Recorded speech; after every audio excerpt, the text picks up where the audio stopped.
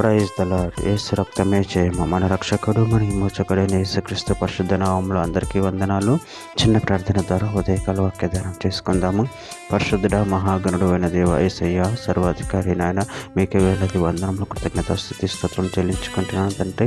నేను ఉదయకాలం ప్రభువు వాక్య భాగం ధ్యానిస్తుండగా వాక్య భాగం మాకు అర్థమవుట్లు సహాయం చేసి మీ కృపలో బలపరిచి మీకు మాదిరిగా మమ్మల్ని నడిపించి మీ చిత్తమని మా జీవితంలో జరిగించమని చిన్న ప్రార్థన యేసుక్రీస్తు పరిశుద్ధ నామములో అడిగి వేడుకుంటున్నాను తండ్రి. ఆమేన్ ఆమేన్.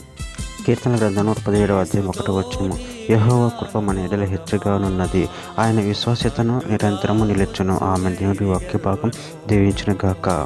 ప్రభునిజు ప్రియులారా, ఇక్కడ వాక్య భాగంలో గమనించినట్లయితే యెహోవా కృప మన ఎడల హెచ్చుగానున్నది, ఆయన విశ్వాస్యత నిరంతరము నిలుచును. అదేవిధంగా వాక్య భాగంలో గమనించినట్లయితే కీర్తన గ్రంథం 66వ అధ్యాయం 1వ వచనంలో, సర్వలోక నివాసులారా దేవుని గురించి సంతోష గీతము పాడుడి, ఆయన నామ ప్రభావము కీర్తించుడి. కీర్తన గ్రంథం 66వ అధ్యాయం 4వ వచనం, సర్వలోకం నీకు నమస్కరించి నిన్ను కీర్తించును, నీ నామమును బట్టి నిన్ను కీర్తించును. కీర్తన గ్రంథం 67వ అధ్యాయం 3వ వచనం, దేవా ప్రజలు నిన్ను స్తుతించుదురుగాక, ప్రజలందరూ నిన్ను స్తుతించుదురుగాక, న్యాయమును బట్టి నువ్వు జనములకు తీర్పు తీర్చుదువు, భూమి మీద నున్న జనములను ఏలుదువు. కీర్తన గ్రంథం 86వ అధ్యాయం 9వ వచనంలో, ప్రభువా దేవతలో నీ వంటి వాడు లేడు, నీ కార్యములకు సాటి అయిన కార్యములు లేవు.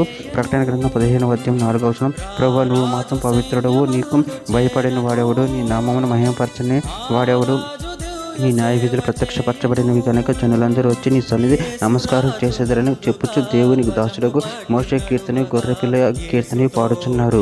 కీర్తన గ్రంథం 22వ అధ్యాయం 27వ వచనం, భూ దిగాంతముల నివాసులందరూ జ్ఞాపకం చేసుకుని యెహోవా తట్టు తిరిగెదరు, అన్ని జనుల వంశస్థులందరూ నీ సన్నిధి నమస్కారం చేసేదరు. కీర్తన గ్రంథం 35వ అధ్యాయం 18వ వచనంలో, అప్పుడు మహా సమాజంలో నేను నిన్ను స్తుతించెదను, బహు జనులలో నిన్ను స్తుతించెదను. యెషయా గ్రంథం 12వ అధ్యాయం 4వ వచనంలో, యెహోవాను స్తుతించుడి, ఆయన నామాన్ని ప్రకటించిన జనములలో ఆయన క్రియలను ప్రచారం చేయడి, ఆయన నామము ఘనమైనదని జ్ఞాపకమునకు తెచ్చుకొనడి.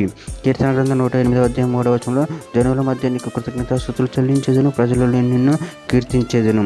కీర్తన గ్రంథం 100వ అధ్యాయం 1వ వచనం, సమస్త దేశములారా యెహోవాకు ఉత్సాహ ధ్వని చేయుడి.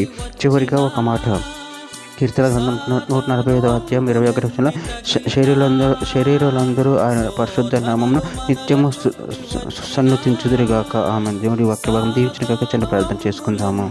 పరిశుద్ధ మహాగణుడు అని దేవి, మీరు ఇచ్చిన వాక్యదానం ప్రాముఖ్యతను చెల్లించుకుంటూ ప్రభు నిత్యం నీ వాక్యమును ధ్యానించి నిన్ను మహిమపరిచి, నిన్ను కనపరిచి, నిన్ను శిక్షించే వరం శక్తిని బలను మాకు అనుగ్రహించి మీ కృపలో బలపరిచి స్థిరపరచమని చిన్న ప్రార్థన చేసి నామములో అడిగి పెట్టుకుంటున్నాను తండ్రి. ఆమేన్ ఆమేన్.